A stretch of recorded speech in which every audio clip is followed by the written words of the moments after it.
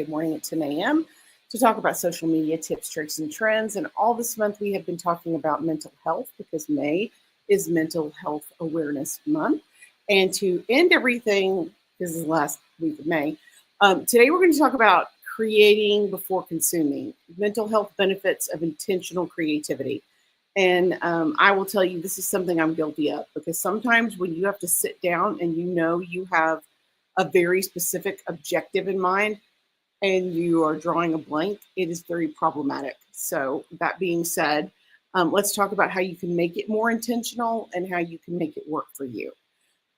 So first and foremost, what is intentional creativity? It implies a deliberate and structured engagement with creative activities.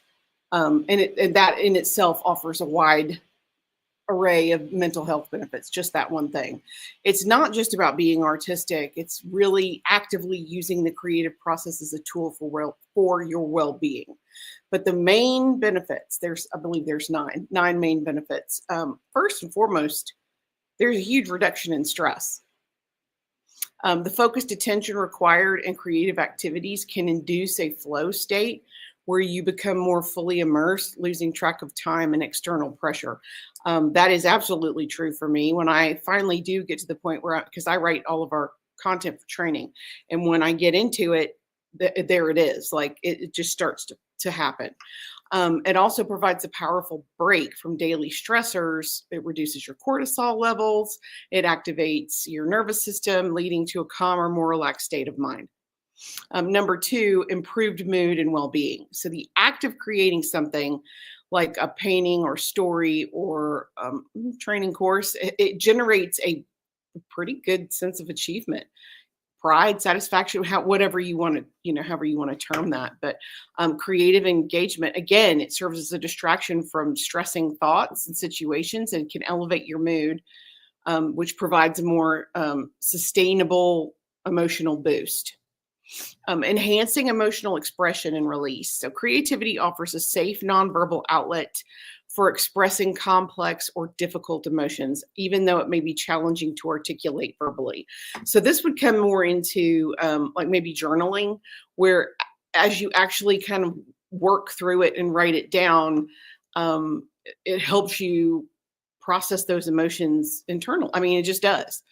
I'm a verbal processor, so I have to talk my way through most things, but a lot of people can write themselves through it.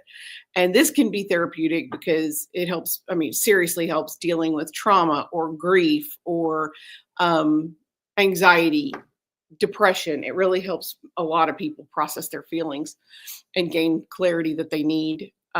It can help your self-esteem and awareness. Engaging in creative pursuits involves setting or achieving a goal, no matter how small the goal is.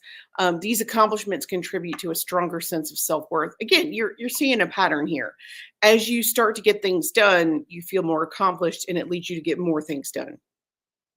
Kind of see how that works. Anytime you bring fresh ideas to life, it's going to foster a sense of empowerment, and it's going to help you recognize your own strengths and capabilities. That's just how that works. Number five, enhanced cognitive function and mental flexibility. What does that mean? It stimulates a different part of your brain to help improve cognitive abilities. I will tell you, I never stop learning.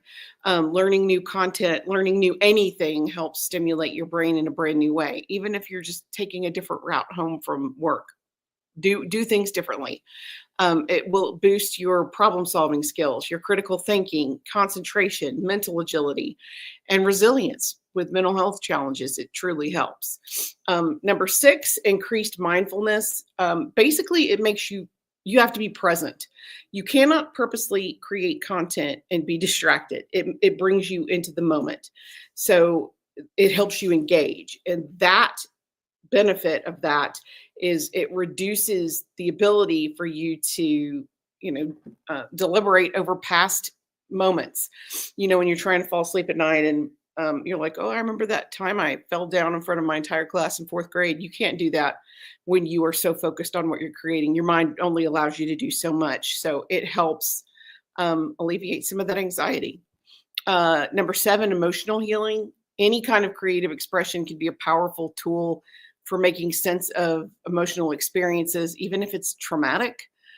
It's a nonverbal path to confront those memories that might be causing you pain and bring a sense of relief. Again, a lot of people who are going through grief counseling, they journal so they can kind of process that out of their head.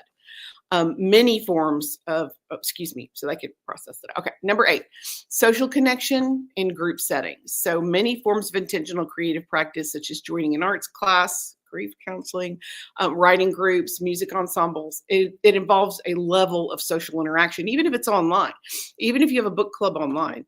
These opportunities will help bring a sense of community and belonging. And that is, that helps combat loneliness and reduces feelings of isolation. That being said, it doesn't have to be in person to be effective. You can be a part of a group online, whether it's talking about anything, regardless of what it is. It can really help bring clarity and reduce your stress.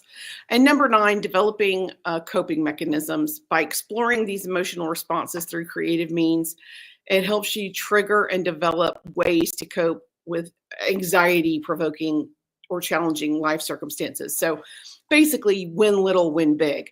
If you can work your way through smaller stressors or smaller anxieties, this concept, this process helps you work through bigger anxieties and bigger issues. So in essence, it creates intentional creativity, really taps into the human need for expression, creation, and it offers a much more holistic path to mental health by engaging your mind and your body at the same time.